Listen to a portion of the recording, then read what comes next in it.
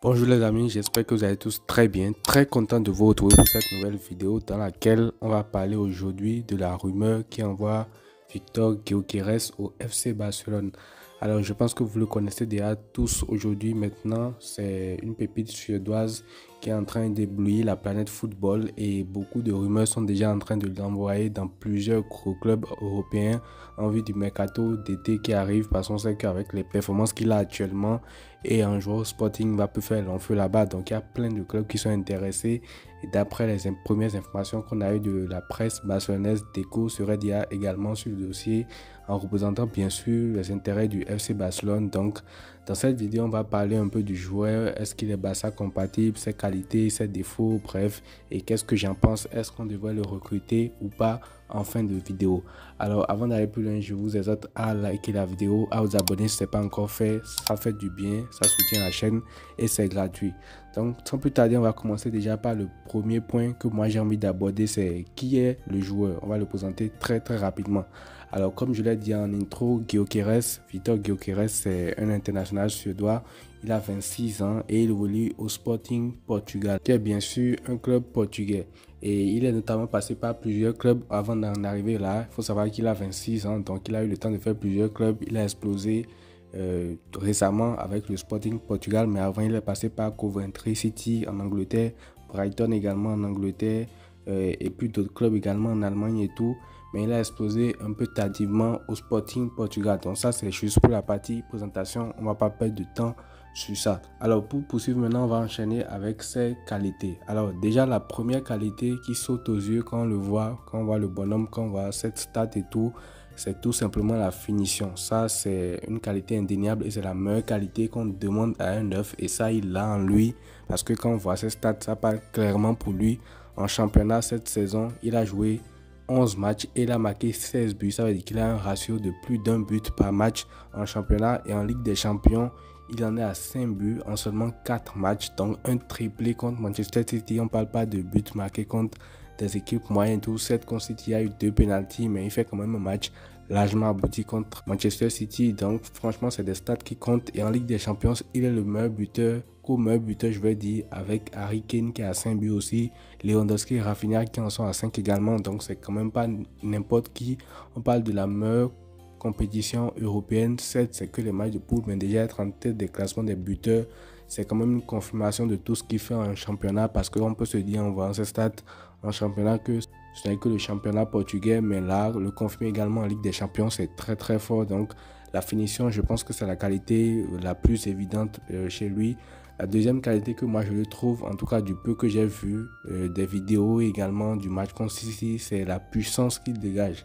La puissance pour perturber une asse défensive, une asse centrale, un peu comme un Drogba pouvait le faire, jouer dos au jeu, remiser, perturber les défenseurs, désorganiser un peu la défense centrale et tout, et pouvoir garder le ballon sous pression, pouvoir en fait jouer de son corps pour aider les coéquipiers à remonter le bloc et tout. Donc il a également cette puissance là pour pouvoir jouer ce jeu de déviation qu'on demande à un pur neuf en fait. Donc ça aussi, c'est une qualité qui m'impressionne assez chez lui. Et la prochaine qualité, c'est la qualité technique pour combiner et faire des passes décisives, parce qu'il en fait également. Bon, pas trop, c'est quand même un numéro 9, mais il fait quand même de bonnes passes. Il a de bonnes qualités techniques dans les petits espaces pour combiner et tout. C'est pas un 9 qui ne sait qu'à marquer des buts entre guillemets.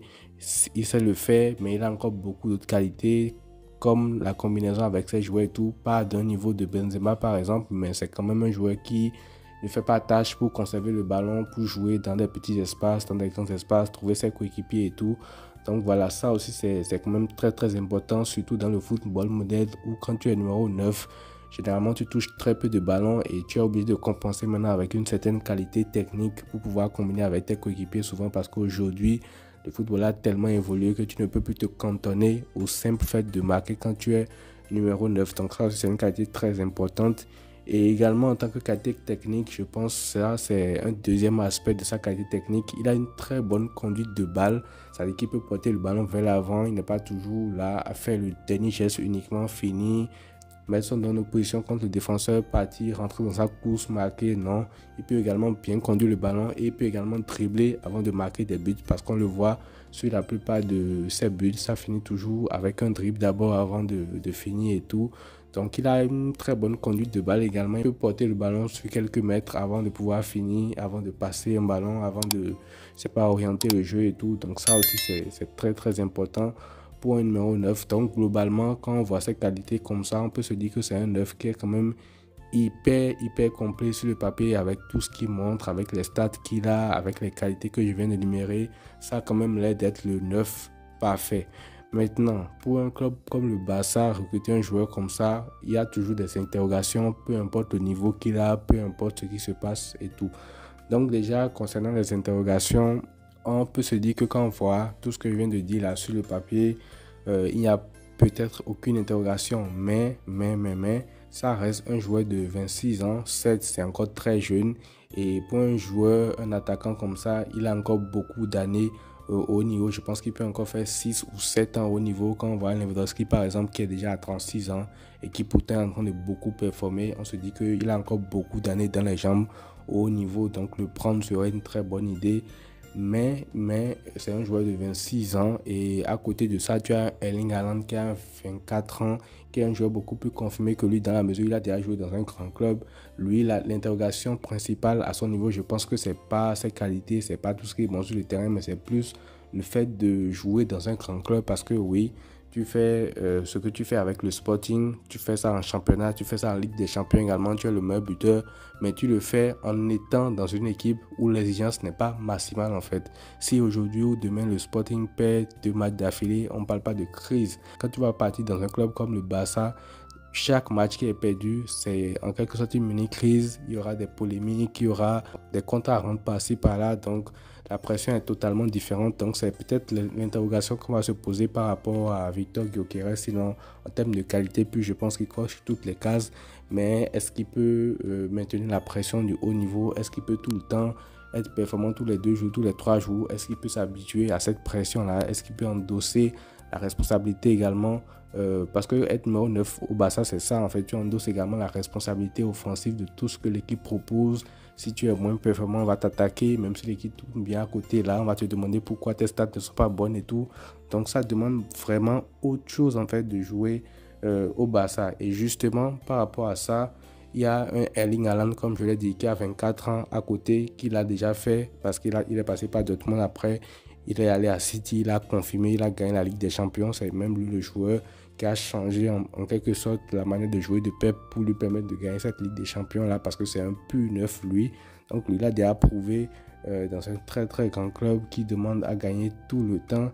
Et vu comment ça se passe à City actuellement, vous savez que c'est un peu la crise chez eux. Ils ont fait 4 défaites d'affilée. C'est la première fois de la carrière de Guardiola tout simplement que ça se passe. Donc avec tout ce qui se passe actuellement avec City et avec également le possible départ de Pep Guardiola en fin de saison, le fait que Erling Haaland a déjà tout gagné avec City parce que la première année ils font le triplé et après ils gagnent des trophées également par-ci par-là. Il a déjà gagné les trophées les plus importants. Il a déjà fini meilleur buteur de EPL 2 fois. Donc le fait qu'il ait tout gagné, le fait que City soit en crise on va dire, le fait que Guardiola aussi pourrait partir en fin de saison en sachant que le directeur sportif est déjà parti, qui était venu avec Pep Guardiola. C'est quand même un indice majeur qui montre que Guardiola pourrait partir également. Donc je pense que tout ça peut rabattre les cartes concernant Erling Haaland en fait. Et pour finir la vidéo maintenant, moi je vais vous proposer que faire par rapport à cette situation. Est-ce qu'il faut le prendre maintenant ou est-ce qu'il faut patienter et voir ce qui se passe du côté de City avec Erling Haaland? Alors actuellement, il y a beaucoup de clubs qui sont sur le dossier, donc on n'a pas forcément le monopole. Maintenant, en sachant que les élections présidentielles du Barça sont en 2026 et que Laporta aura besoin d'une grosse signature pour convaincre, pour vendre du rêve, bon, entre guillemets, mais quand même pour s'affirmer en tant que candidat légitime aux prochaines élections, je pense qu'il va vouloir faire un très gros coup sur ce mercato d'été-là. Et je pense que une signature, que ce soit Haaland, que ce soit Gyökeres, aura forcément du sens. Il y a quelques jours, il a signé un contrat extraordinaire avec Nike qui n'a jamais été vu dans l'histoire du sport tout simplement. Donc c'est déjà un très bon argument pour Laporta et je pense qu'il aura envie de faire plus lors de ce mercato d'été là en recrutant une superstar également pour le ramener au Barça et tout. Pour l'instant, on ne sait pas encore quand Lewandowski va s'arrêter. Est-ce que c'est la saison prochaine? Déjà, il ne sera plus là ou est-ce qu'il va encore faire 1 an et tout? Mais en fonction de ça, je pense que même la simple arrivée des élections va pousser Laporta à faire quand même un gros coup sur le mercato. Donc pour finir, définitivement, moi, j'aimerais le voir au Barça. Gyökeres, j'aimerais le voir. Je ne peux pas refuser un joueur comme ça.